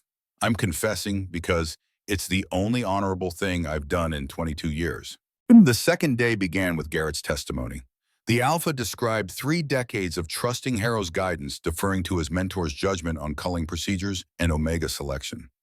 The manipulation had been subtle and sustained, weaponizing Garrett's traditionalism and respect for hierarchy. When Sophia asked if he'd known about the sedatives, his answer carried the weight of genuine horror. I would never have authorized drugging omegas before combat. If I'd known what Marcus was doing on Harrow's orders, his voice broke. Rachel Winters came to me 3 weeks before her culling, said she'd found irregularities in PAC finances, wanted to discuss them formally. I told her to bring concerns to Elder Council since they oversaw financial matters. I sent her directly to the wolves who were embezzling millions. 2 weeks later, Harrow recommended scheduling her culling without delay. I agreed because I trusted him. I sent her to her death. The afternoon brought Kira to the stand. She walked to the witness chair with visible pain, her injuries impossible to ignore. The packed auditorium fell silent as she settled herself, meeting the judge's gazes with composure that belied her 19 years. Sophia's questions began gently establishing timeline and context. Kira described growing up in Northridge, watching her mother die in the culling at age 10, spending 9 years preparing for her own trial. Then the questions became more pointed. Did you consent to participating in the culling? Kira's voice carried clearly to the highest seats. I consented to traditional test of combat readiness as practiced for 200 years. I did not consent to rigged execution. Wolf number 2 had killed 5 previous omegas. Standard protocol uses less aggressive wolves for first cullings. Elder Harrow specifically selected the deadliest option. Were you offered calming herbs before your culling? Yes. Marcus Blake brought them at 6:30 in the morning. He called them traditional preparation. She paused, letting the word hang with its implications. But I'd studied 11 previous culling recordings. None of the participants mentioned receiving herbs. My mother never spoke of such tradition. When I questioned Marcus, he couldn't maintain the pretense. His relief when I refused was obvious. Sophia moved to the financial evidence. Tell the tribunal about your mother's research. Kira described Rachel Winters' investigation into PAC finances, the discrepancies. She documented the encrypted files hidden in obsolete servers and that had taken months to locate. 2.3 million diverted over 20 years. Money that should have supported Omega programs and elder care, instead funding personal enrichment. Her mother had compiled irrefutable proof and been murdered for discovering it. Elder Harrow scheduled her culling 2 weeks after she approached Alpha Garrett about financial irregularities. Marcus Blake gave her sedatives that impaired her motor function by 20 to 30%.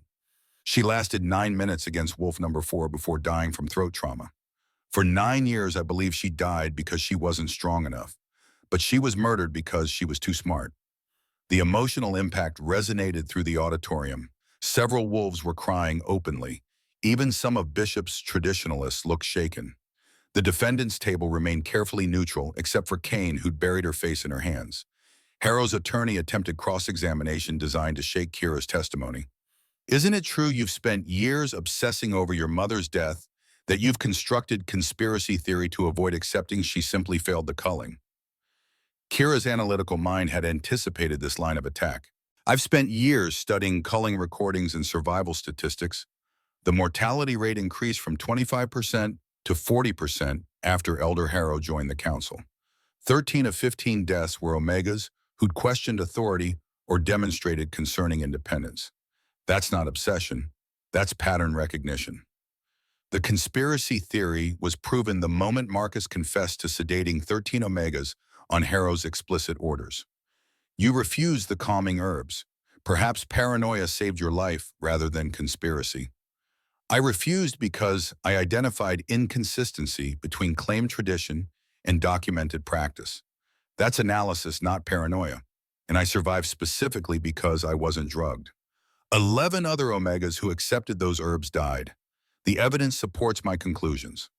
The attorney shifted tactics. The culling has served Northridge for 200 years. Isn't it possible Elder Council was simply maintaining standards? Kira's response came with controlled fury that made the mate bond pulse with intensity Cole could probably feel across the room. Maintaining standards. They murdered 15 wolves. They stole $2.3 million. They tried to kill me 3 times, including during your investigation. That's not maintaining tradition. That's organized crime using tradition as cover. The attorney had no effective response. Judge Stone called for afternoon recess, giving everyone time to process testimony that had landed with explosive force. Kira returned to her seat at the prosecution table, adrenaline sustaining her despite exhaustion, pulling at consciousness like weights. Cole's hand briefly touched her uninjured shoulder, the mate bond carrying approval and concern in equal measure. You did well, better than well. That testimony will destroy any sympathy their defense was building. Sophia nodded agreement. The judges are convinced. I can see it in their body language. Conviction is assured at this point. The question is sentencing severity. The recess stretched 20 minutes before a commotion at the auditorium's east entrance disrupted the relative calm. Shouting the sound of bodies colliding, Sarah's command voice cutting through chaos. Breach East corridor, multiple hostiles. Charlie Company mobilized with practiced efficiency that spoke to years of combat experience. Mac was moving before most civilians processed what was happening, his sidearm drawn and tracking toward the threat. Luke appeared from the side corridor, weapon ready. The 20 armed wolves Sarah had positioned throughout the auditorium converged on the east entrance with overlapping fields of fire. An explosion shattered the east doors, the blast loud enough to make ears ring. Smoke billowed into the auditorium, and through it came armed wolves wearing tactical gear that marked them as former military. Delgado's loyalists finally making their move with desperation born of knowing conviction was inevitable. The lead attacker fired toward the judge's bench, rounds impacting wood with devastating force. Diana Chen went down, whether wounded or diving for cover, unclear in the chaos. The auditorium erupted into screaming panic as 200 pack members tried to reach exits that were now combat zones. Sarah's voice cut through the noise with command authority, refined through years of leading soldiers in hostile territory. Charlie Company, defensive positions, protect the judges and witnesses, rules of engagement, weapons free. The firefight lasted 90 seconds that felt like hours. Charlie Company's training showed immediately their controlled fire eliminating threats without excessive force. Mac dropped 2 attackers with shots that precisely targeted limbs rather than center mass. Luke's fire was surgical, each round accounting for a threat. Sarah coordinated from her position near the judges, directing crossfire that left attackers with nowhere to advance. But the assault team had planned their breach well. While the main force engaged Charlie Company at the east entrance, 3 wolves came through the service corridor, targeting the prosecution table. Targeting Kira specifically, their orders from Delgado clear even without verbal communication. Cole moved with speed that belied his size, interposing himself between Kira and the attackers. His sidearm barked 3 times each shot, hitting with precision that came from decades of combat experience. The first attacker went down with a leg wound. The second took a round to the shoulder that spun him completely around. The third attacker fired wildly, panic degrading his accuracy. His rounds went high and wide, impacting the wall behind the prosecution table. Cole's return fire was measured and exact, disabling rather than killing. The attacker collapsed with both knees shattered, his screaming, adding to the chaos filling the auditorium.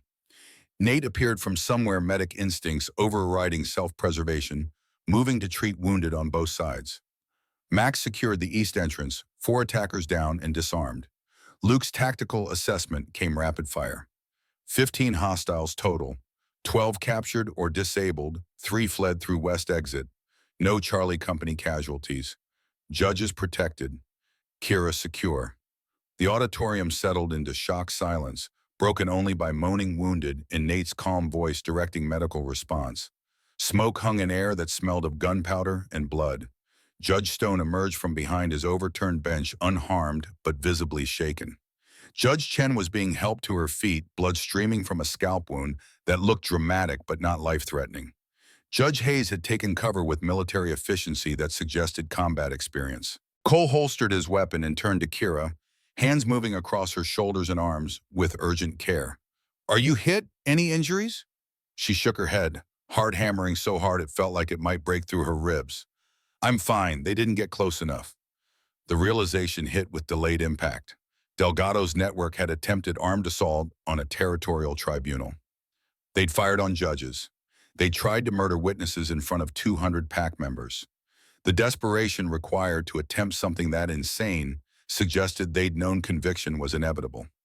Sarah coordinated the aftermath with the efficiency of someone who'd commanded troops through urban warfare. Wounded attackers were secured and treated under guard. The 3 who'd fled were being hunted by Garrett's security forces. Evidence was photographed and collected. Witnesses were interviewed. The auditorium transformed from courtroom to crime scene within minutes. Judge Stone reconvened proceedings after 90-minute delay required for securing the venue and treating wounded. His voice carried authority hardened by the assault. "This tribunal has just witnessed attempted murder of judges and witnesses. That attack came from forces loyal to defendants currently on trial. The evidence was already overwhelming. This assault removes any remaining doubt about these defendants' willingness to use violence, maintaining their conspiracy." Closing arguments proceeded in auditorium that now held visible security and battle damage. Sophia's statement was brief and devastating. The defense claimed these elders were well-meaning traditionalists. Well-meaning traditionalists don't order armed assaults on tribunals. They don't send 15 wolves with military weapons to murder judges and witnesses. Every shot fired in this room today was fired by Victor Delgado's network attempting to prevent justice. That tells you everything you need to know about their guilt. Harrow's attorney made futile attempt at distancing his client from the attack. Elder Harrow has been in custody for 4 days. He couldn't have ordered today's assault. Judge Stone's response was withering, but he built the network that carried it out. He recruited loyalists willing to commit murder on his behalf. He created the conspiracy that required violence to protect. Custody doesn't absolve him of consequences when his followers attack his trial. Deliberation took 2 hours. The judges returned with expressions that telegraphed verdict before Stone spoke the words. "Nathaniel Harrow, this tribunal finds you guilty on all counts. 13 counts first-degree murder through sedation. 2 counts first-degree murder through sabotage. Conspiracy, embezzlement, attempted murder of Kira Winters. You orchestrated 22 years of assassination using sacred tradition as cover. You showed no remorse when confronted with evidence. Your network attacked this tribunal to prevent justice, sentencing life imprisonment without possibility of parole to be served in maximum security territorial prison. All honors titles and PAC affiliations are permanently revoked. Your name will serve as cautionary tale about corruption masquerading as tradition." Kane's verdict came with slight mitigation. Guilty on accessory charges rather than direct murder, 40 years with parole eligibility after 25. Her medical license was revoked and she'd spend the rest of her professional life in prison, but the tribunal acknowledged she'd been following Harrow's orders rather than architecting the conspiracy. Delgado tried in absentia, received life imprisonment matching Harrow's sentence. His fugitive status added additional charges. If captured, he'd face execution for the tribunal attack under territorial law governing assaults on judicial proceedings. The sentencing complete, Judge Stone addressed the packed auditorium with words that would resonate across the territory. Let this case serve as a reminder that tradition doesn't justify murder, that customs must evolve with changing circumstances, that no position of authority permits systematic abuse. The culling is hereby abolished across all territories under AlphaKing jurisdiction. Omegas will no longer be forced to prove their worth through combat. This barbaric practice ends today. The auditorium exploded with mixed reaction. Younger wolves and Omegas erupted in cheers. Traditionalists sat in stunned silence. Bishop's faction looked torn between outrage and reluctant acceptance that the evidence had been too overwhelming to ignore. 17 murders, 2.3 million embezzled armed assault on tribunal. No amount of tradition could excuse that. Kira felt something fundamental shift inside her chest. Grief and rage and vindication mixing into compound that defied simple emotional categorization. Her mother had been murdered. 14 others had died. But justice had been served, and the system that killed them was permanently dismantled. It didn't bring them back. Nothing could do that. But it meant no other Omega would face the same fate. The immediate aftermath blurred into chaos of legal processing and security debriefing. The 12 captured attackers faced additional charges that would send them to prison for decades. The 3 who'd fled were hunted through surrounding territory by combined forces of Charlie Company and Garrett's loyal security. Within 24 hours, 2 were captured. The 3rd died resisting arrest, though details remained unclear about whether he'd forced lethal response or simply chosen death over imprisonment. Delgado remained at large, his intelligence background and decades of planning apparently including escape protocols. Luke tracked his network and predicted eventual capture, but acknowledged the former elder could evade for weeks if he'd prepared properly. The week following tribunal saw Northridge transform as reforms were implemented with AlphaKing authority. Garrett formally resigned his position, too compromised by 3 decades of enabling conspiracy to continue leadership. The pack elected Isabella Torres, a 42-year-old progressive who'd spent years advocating for Omega rights. Her first act was appointing diverse council, including 3 Omegas with actual voting power. The culling arena was demolished, heavy equipment, reducing stone and blood-stained earth to rubble that was hauled away like the tradition itself. Plans were drawn for a memorial garden featuring sage plants honoring Rachel Winter's memory. 15 stones would commemorate the dead, ensuring their names were remembered rather than forgotten. Financial restitution was complicated by offshore accounts and hidden assets, but approximately $1.8 million was recovered and redistributed to Omega programs and victim families. Rachel's share went to Kira, who immediately established scholarship fund for Omegas pursuing education. Kira's physical recovery progressed through 6 weeks of therapy that Nate supervised with medical precision. The shoulder regained full mobility, though the scars remained vivid. Back lacerations healed to silver lines that she wore without shame. Thigh muscle took longest to rebuild, but eventually she could run without limping. The psychological recovery was more complex. Nightmares plagued her for months, dreams where Wolf Number 2 killed her, or where armed attackers succeeded in their assassination attempts. But Sarah Mitchell took personal interest in her development, teaching combat techniques and tactical thinking that transformed Kira from survivor to capable fighter. Charlie Company became her found family in ways that transcended professional relationship. Mac taught demolitions theory and practical application. Luke mentored her analytical skills and investigation techniques. Nate provided medical knowledge her mother had begun teaching. Sarah offered combat training and strategic thinking. Cole, when his AlphaKing responsibilities permitted, worked with her on leadership and decision-making. The mate bond remained acknowledged, but not central to Kira's development. They'd known each other 3 months before formally discussing what Destiny's declaration meant for their future. The conversation happened in the memorial garden surrounded by growing sage plants and stones bearing names of the dead. Cole's approach was characteristically direct. "We need to address the mate bond. It's been 3 months. You've recovered, physically established yourself as Omega advocate and regional consultant. You're not defined by trauma anymore. So I'm asking, do you want to accept this bond as permanent partnership?" Kira had been preparing for this conversation since the day she'd refused Marcus's sedatives. I felt the bond the moment you touched me in the arena. Destiny chose you for me. But Cole, I needed time to become my own person first. Not victim you rescued. Not mate defined by connection to AlphaKing. I needed to be Kira Winters, advocate and strategist and survivor before I could be your partner. Understanding flickered in his amber eyes. And now I'm ready. I accept you as my mate. Not because you saved me, though you did. Not because tradition demands it, because we both know what tradition costs. But because you respected my need for independence. Because you supported my development without trying to control it. Because partnership matters more to you than possession. She paused, holding his gaze. I choose you, Cole Brennan, freely with full awareness as equal partner rather than grateful dependent.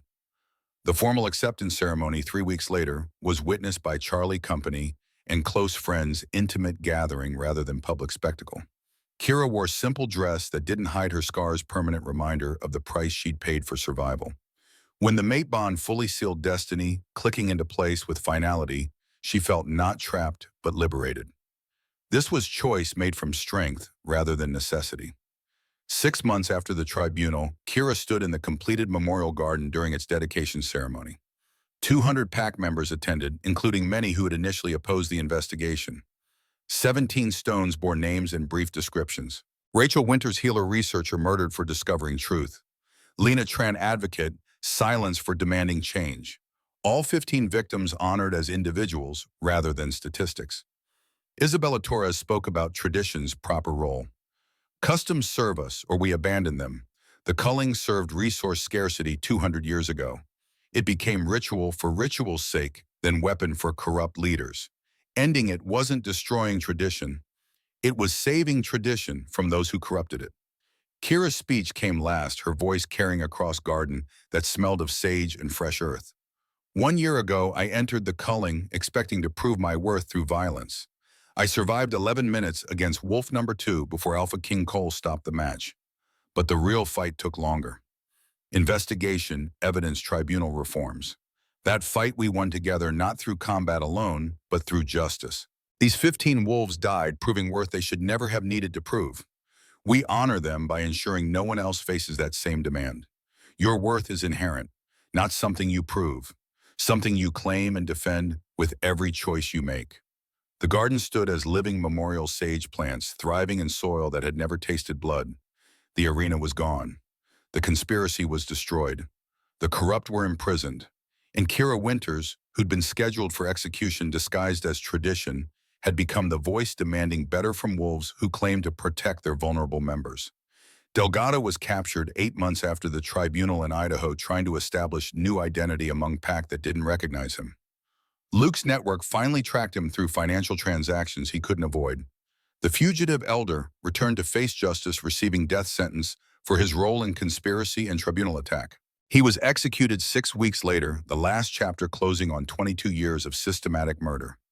Northridge thrived under Isabella's progressive leadership. Omegas trained in combat and served on councils and advocated for changes without fearing assassination. The PAC's reputation recovered slowly, but the transparency and reforms demonstrated genuine commitment to evolution.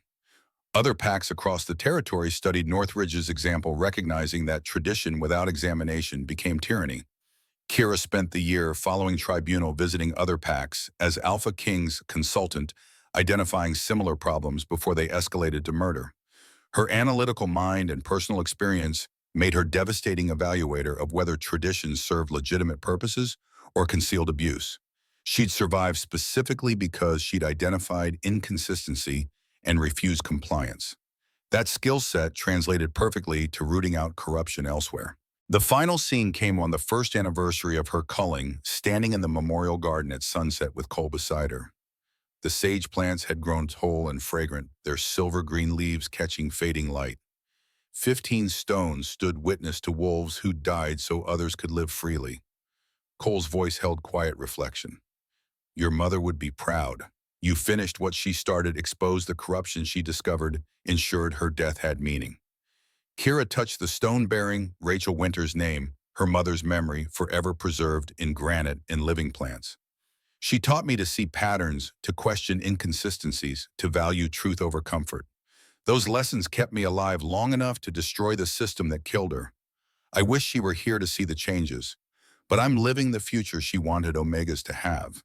That's the best honor I can give her. They stood in comfortable silence as darkness settled over the garden. The mate bond hummed between them, partnership built on mutual respect rather than rescue dynamics. Kira had entered an arena expecting to die. She'd survived through preparation and refusal and desperate combat. But survival alone wasn't victory.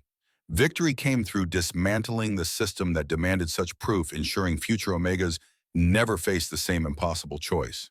Somewhere in the growing darkness, a young Omega walked freely through Northridge territory without fearing her 19th birthday. That Omega would never enter the culling, would never be drugged to ensure failure, would never face feral wolf while pack members judged whether she deserved to live. Her worth would be inherent, acknowledged without violence, protected by reforms written in blood, but enforced through law. That was victory. That was justice. That was the future Rachel Winters had died trying to create, brought to reality by the daughter who'd survived specifically because she'd inherited her mother's analytical mind and refused to accept tradition's demands. The memorial garden stood eternal witness, sage in stone, and earth remembering 15 wolves who'd proven nothing except that corruption, masquerading as tradition, could kill without consequence until someone brave enough to question finally forced accountability. Kira Winters had been that someone, and the world was better for her survival.